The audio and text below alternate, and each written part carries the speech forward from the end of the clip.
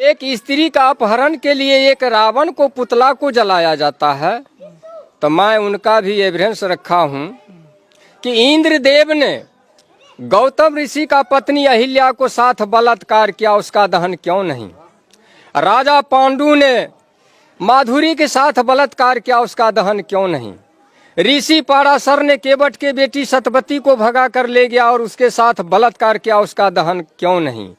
बृहस्पति के पत्नी तारा को बनमंती चंद्र ने अपहरण कर बलात्कार किया, उसका दहन क्यों नहीं? ब्रह्मा ने अपना पुत्री सरस्वती के साथ बलात्कार किया, उससे बेटी पैदा किया, उसका दहन क्यों नहीं? और इतना ही नहीं, राजा नरक के रानिया के साथ में कृष्ण ने जबरदस्ती दुर्व्यवहार किया, उसका दहन क्यों नहीं? और स्वयं के बहन सबोदरा के साथ कृष्ण ने जबरदस्ती दुर्व्यवहार किया, उसका भी तो दहन होना चाहिए। अब सोचिएगा, राधा और कृष्ण का रिश्ता क्या है? उनके धर्मशास्त्र ग्रंथ के अनुसार राधा कृष्ण का मामी है। अगर कोई भांजा मामी के साथ रंगरलियां मनाएगा तो कोई छोड़ेगा?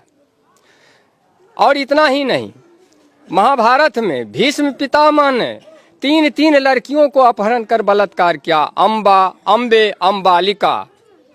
और इतना ही नहीं, रामचरितमानस के सुंदर कांड के पृष्ठ नंबर 58 पन्ना उलट करके अभी देख लीजिए, ये क्यों लिखा?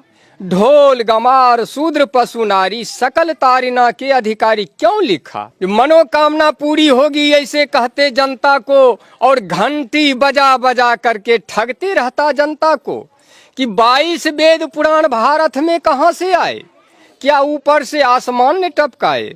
नहीं गिरे वेद पुराण अमेरिका रूस जापान में, और वेद पुराण टपके इस भारत में तो ये अंटीना वाले को मकान में। कि वीरों के वीर हनुमान यहाँ फिर स्वर्ण पदक के लाले क्यों? कि धन का देवी लक्ष्मी यहाँ फिर भूखी नंगी जनता क्यों? और ज्ञान का देवी सरस्वती फिर अनपढ़ जाहिल जनता क्यों? इन मनोवादियों ने हमारे 85% मूल निवासी भाइयों को भरमाया है।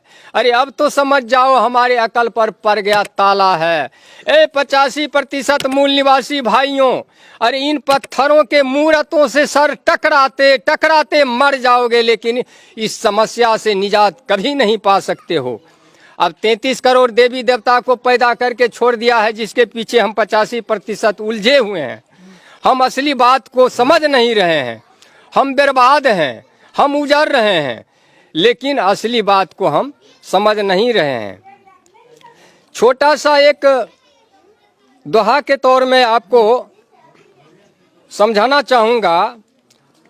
अब आप 10 गो मिट्टी का चूहा बना लीजिए और चूहे को रंग में पेंट पोचारा करके किसी चूहे को बिल पर रख दीजिए, और इधर से 5 गो बिल्ली को इंडिकेट कीजिए, तो क्या मिट्टी का चूहा को बिल्ली कैच करेगा? नहीं, कभी नहीं कर सकता है। 10 गो मिट्टी का खरगोश बना लीजिए और खरगोश के रंग में पेंट पोचारा करके किसी झाड़ी में छुपा दें, और इधर से 10 गो कुत्ता को इंडिकेट करें, क्या मिट्टी का खरगोश का कुत्ता कैच करेगा? कभी नहीं कर सकता है। हम इतना ग्रेजुएट होते हुए मानव, पढ़े लिखे, डॉक्टर, वकील, इंजीनियर, प्रोफेसर, जज, कलेक्टर, IAS, APS हो करके भी हम माटी के हनुमान, शिव शंकर, दुर्गा, काली, पार्वती, लक्ष्मी, सरस्वती, गणेश बना करके, रंग पेंट पोचारा करके, लंगोटा साया साड़ी ब्लाउज पहरा करके, कल जोड़ करके गिराते हैं, हनुमान हम पे कृपा करो। क्या हनुमान के पास में बैंक बैलेंस है जो आपको 10-20 हजार रुपया से मदद कर देगा? क्या लक्ष्मी, सरस्वती, काली के पास में लाइन प्रॉपर्टी है जो 10-20 बीघा जमीन को रजिस्ट्री कर देगा? इसका मतलब हम असल नकल को पहचान करने में हम उस कुत्ता और बिल्ली से भी गए गुजरे मानव हैं। साथियों, इस बात को समझना होगा।